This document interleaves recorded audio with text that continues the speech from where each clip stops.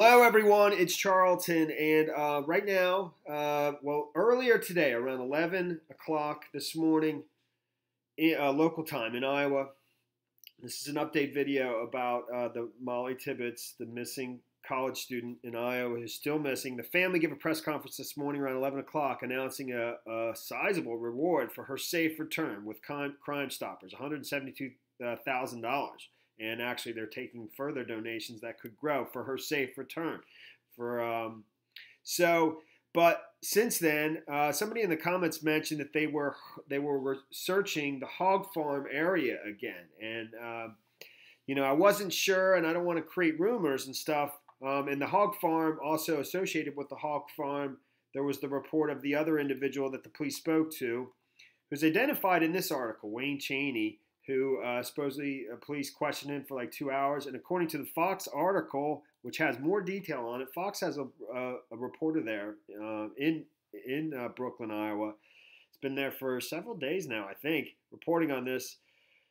And they have a little bit more information about their interactions with this man, that he apparently allowed them to search his property without a warrant and take photos of it. And I think they inspected his garage as well. And they took his phone in possession for overnight to analyze it.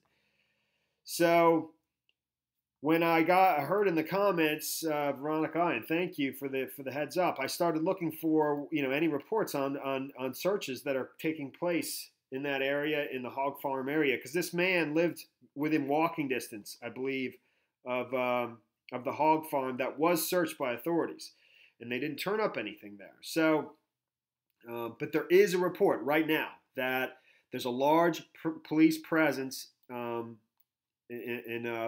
Poweshiek County related to the search for Mollie Tibbetts, and you can see in this photo here several vehicles, several emergency police vehicles there. And this is right now. I mean, this is like 2:14 p.m. That's probably Iowa time. That's 3:14 p.m. That's a half hour ago. And actually, I'm sorry, they're taking it from this report, which has been is a local ABC 9 TV, which has been reporting on the search and the story pretty quickly, probably quicker than anybody else. They're the original source of the story, and it started at 1:23 p.m. They have it updated as of 2:02 p.m. local time. That's 3 o'clock here on the East Coast. It's 3:48 p.m. right now. So it's all happening right now, and there's very little information. It says there's a large police presence off Highway 21 in Poweshiek County.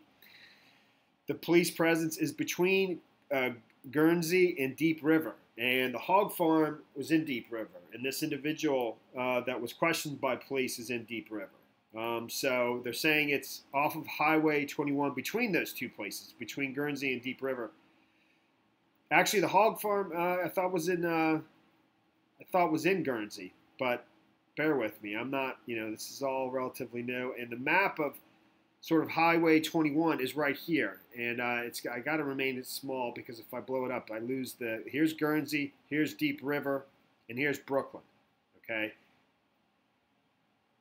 I don't know how much north of Deep River bumps up into Guernsey here. I'm not positive. I believe that they might be in this area, something like that.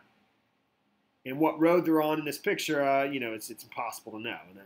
But there's many vehicles there. That's taken from this afternoon, from probably like an hour ago or so. So they're searching that area right now, for something. And this is following the press conference this morning at 11 with the family, offering a reward for her safe return. And they're basically operating under the assumption that she was abducted and that she's still alive, so I mean, this is all developing now, and it's definitely interesting, and I don't want to put out too much hope, but we just don't know. But that's going on right now. It's So I've been following this quite a bit, thinking about it more and more, and I think everyone is coming up with their own theories and stuff like that, as have I. One of the things is the fact that both her glasses and her wallet, her identification, were all left in the home.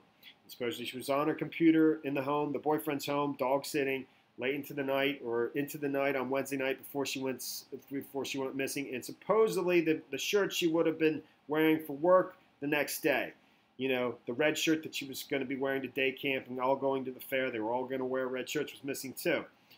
So, and I was suggesting a couple things last night, and I'm starting to think that maybe somebody did follow her back to that home, had been watching her and followed her back to that home, and and just waited for nightfall to come. And supposedly the doors of the home were commonly left unlocked, according to the boyfriend, and also according to the boyfriend I saw in a Fox report, that same Fox News reporter who spoke with him said that he's been in the home since this happened, and I guess since the police have allowed him to go back to his home, but he hasn't been in the bedroom where she went missing from, is the way the Fox News reporter put it. And the Fox News reporter asked him, was there any sign of a struggle or any, and he said he couldn't answer that because the authorities told him not to answer any kind of, give out any kind of information because of the ongoing investigation. So, basically, and the dogs were in the basement of the home, which is where they normally would be when nobody was home, or maybe when somebody would be was sleeping, And I was starting to think maybe she put on that shirt for work that night before she went to bed, and because she just was going to get up and go to work. And maybe she slept in that shirt, it's just a T-shirt, and maybe she was just taken from the home by somebody who had been watching her and followed her back to the home. So that's there is a couple other, there was somebody in Dubuque who had was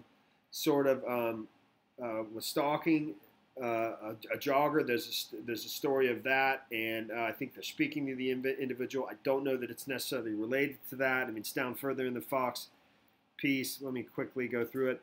The person who was spotted in Missouri, Kearney, Missouri, at the truck stop, another female saw her. I believe a truck driver or somebody thought it was Mollie Tibbetts, but it turns out that that was not her. So it says police in Dubuque, which lies on the state's border, and that's where the boyfriend actually was working and was during this incident, staying there and working.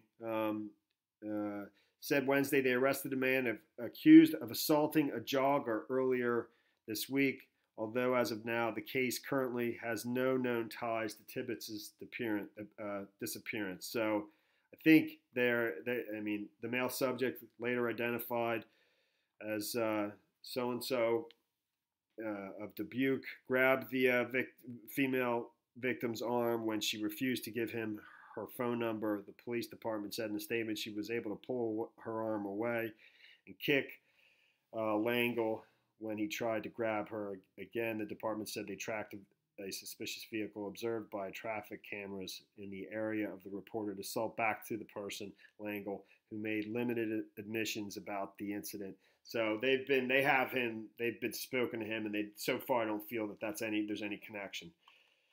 I'd say, right now the big thing is the fact that in between off Highway 21 between Guernsey and Deep River, there's a pretty big police presence,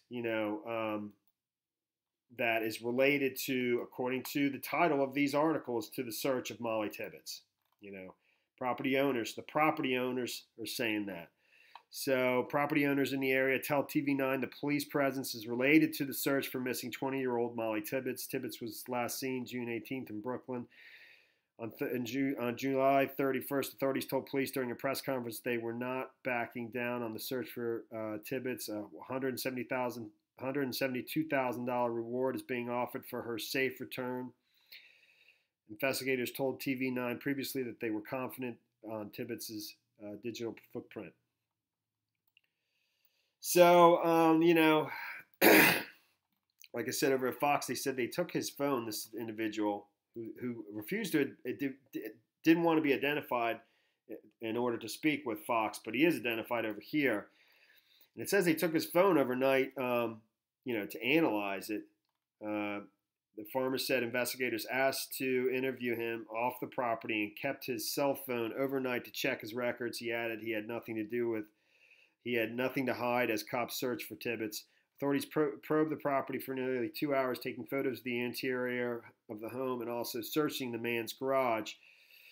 Who DT reported that the farmer said in an interview that he doesn't know the family and hopes Mollie is tracked down soon. I don't know who those two officials were, but they took me down to the fire station Tuesday and questioned me for 2 hours. I don't remember what they asked me. And he has a record of two guilty pleas. He has entered guilty pleas for 2 instances of stalking, one in Poweshiek County in 2009, another in Marion County in 2014. The station named the farmer late Wednesday, but he spoke to Fox News on the condition that his identity would be withheld. Police have not identified any suspects in the case. And there was some other report that he allowed them, I'm looking for it, that he allowed to search without a warrant. Desperate for the search of University Iowa sophomore has led investigators to question a pig farmer who reportedly twice pleaded guilty to stalking, while a suspect in an assault on a jogger in another Iowa city. That's the Dubuque incident. I thought he allowed. Well, he must have because he was there. I think. I thought I read that somewhere that he allowed them to search his property without a warrant. All right. We'll see where this goes. This large police presence in between Guernsey and Deep River. All right. That's the end of this video. Thanks for watching my videos. Please subscribe to my channel and give me a like down below. I'll see you in the next video. Later, man.